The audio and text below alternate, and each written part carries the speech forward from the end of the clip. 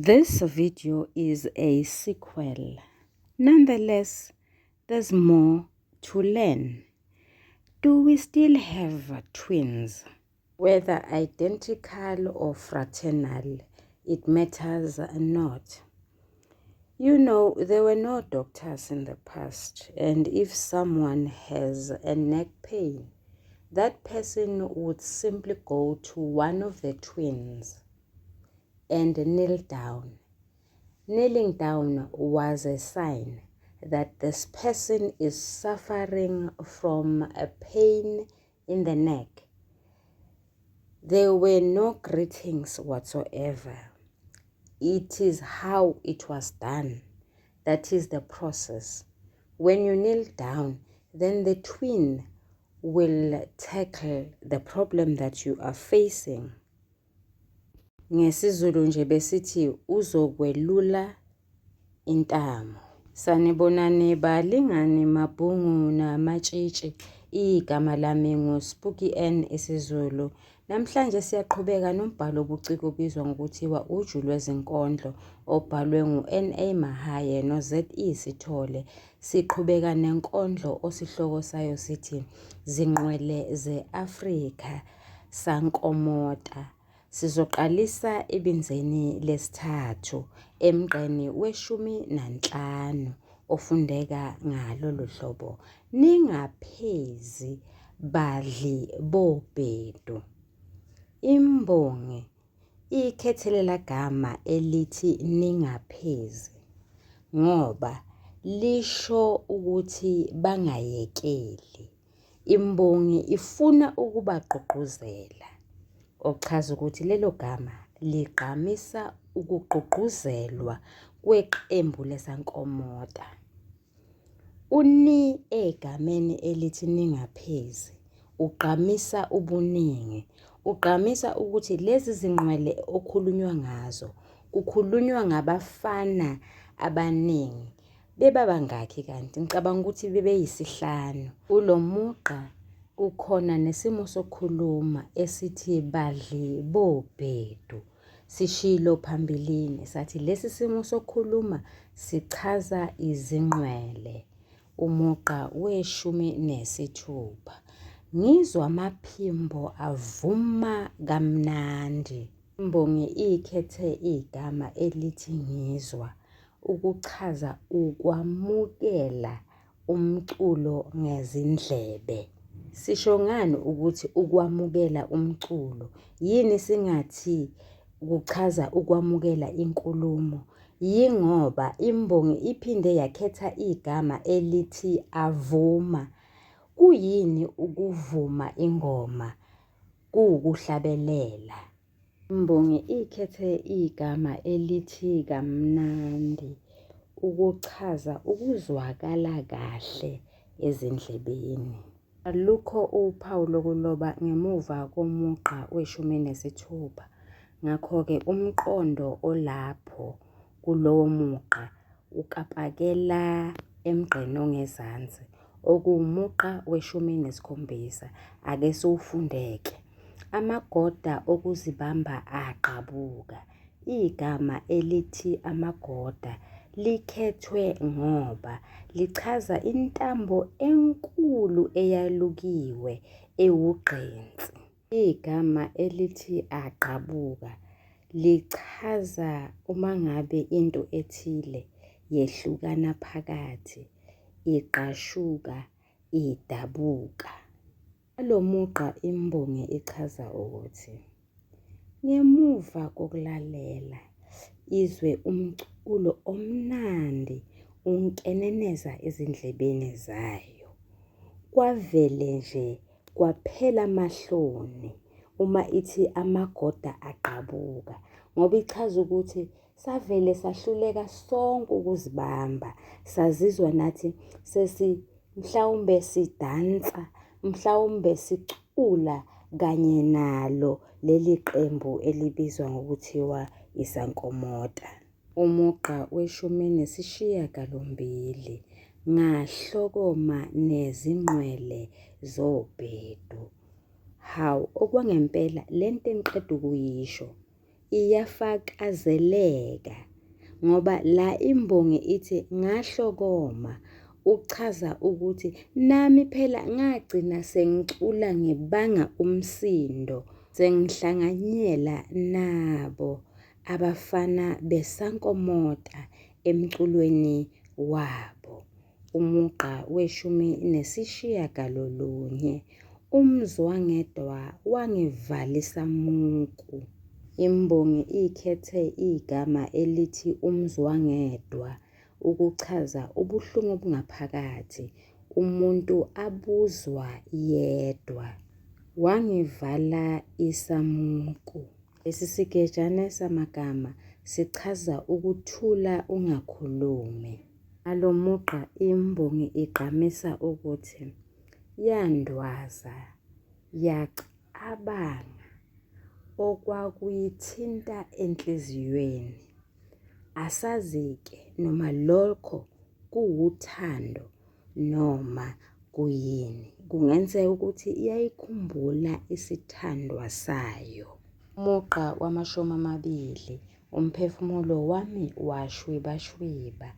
Igama elithi umphefumulo likhethwe ukuchaza umoya wembongi. Lord, kodwa-ke la kukhona futhi inkomba ebizwa ngomoya.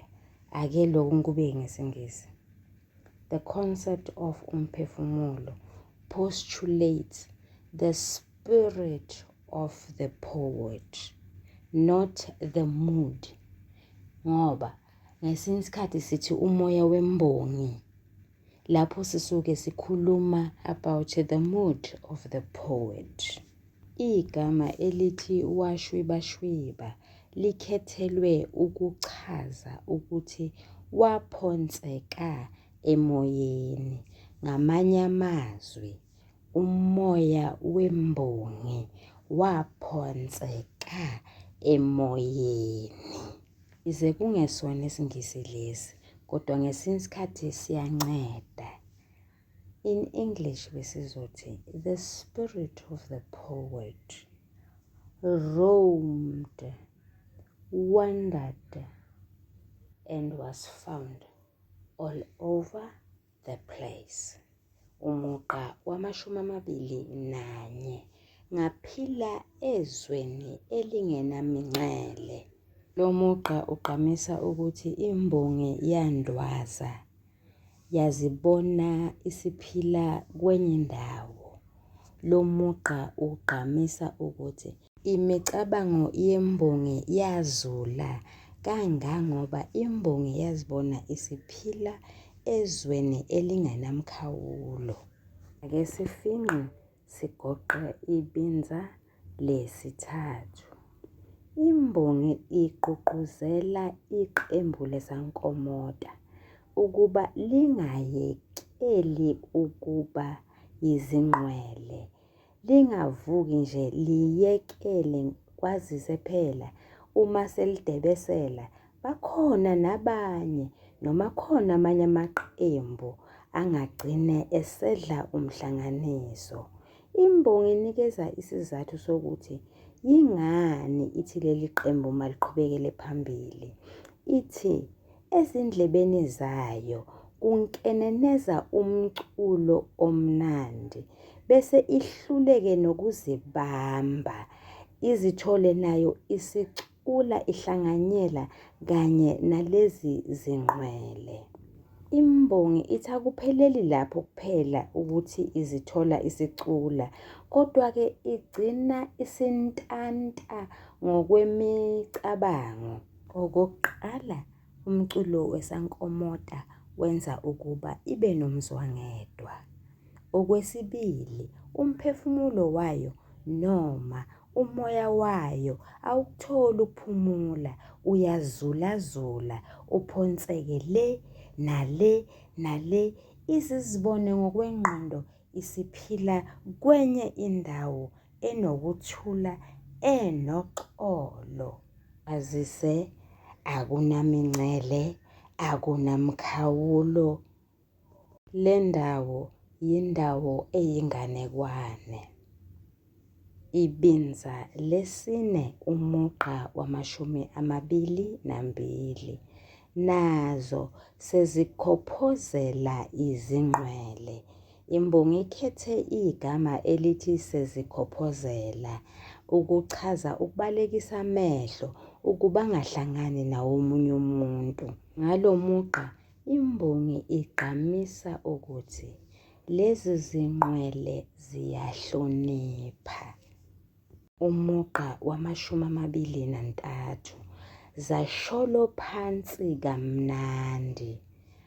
Awu, imbongi ikhethe leli gama elithi zasholo phansi ukuchaza ukucula ngezwi eliphansi kodwa elimtoti. Umugqa wama-24 zahlekisa umhlaba ongahleki. Ukuhleka ukwenanela ihlaya. Kungani mhlawumbe lo mhlaba ungahleki? Yingoba emhlabeni kunezinhlupheko. Abanye baye basebenzisa isimo sokukhuluma esithi umhlaba uyahlaba. Kodwa umculo weSankomota wenza ukuba abantu bakhohlwe zinhlupheko zabo, bagcine nabo sebethakasile, begegetheka ngenxa yokuzwa umculo omtoti, umculo omnandi. Umugqa wama-25 kwavunguza umoya wothando. Igama elithi kwavunguza lichaza ukuwusha, ukubhenguza. Igama elithi umoya la ngokusetshenziswa kwalo la ligqamisa isimo. Ake siboneke isimo esinjani lesi? Isimo sothando, isimo soxolo. Umugqa wama-26 abakwaNzondo bashaya bachitha. Imbongi ikhethe igama elithi abakwaNzondo ukuchaza abantu abangenalo uxolo, abanamagqubu. Benze njani abakwaNzondo? Bashaya bachithe. Kungani imbongi ikhethe lesi simo sokukhuluma? Yingoba ifuna ukusitshela ukuthi bayemuka, bayahamba, bayoshona. Umugqa wama-27 umlilo wothando wadlondlobala. Leli gama elithi umlilo lichaza ukuvutha kwezinto okuvela amalangabi. Kusho ukuthini la? Kusho ukuthi lolu thando luba lukhulu. Kwazise phela imbongi iphinde yakhetha igama elithi wadlondlobala elichaza ukukhula kakhulu, ukukhula ngamandla, ukudlanga. Umugqa wama-28 iphunga lothando lagcwala umhlaba. Lo mugqa uyefana nomugqa ongenhla. Le migqa yomibili isho into eyodwa. Ichaza ukuthi kwaba nothando olukhulu, lwadlanga. Uthisha nomfundi sebezohlala phansi, bafinqe bagoqe umqondo osobala waleli binza. Nisale kahle, niyathandwa.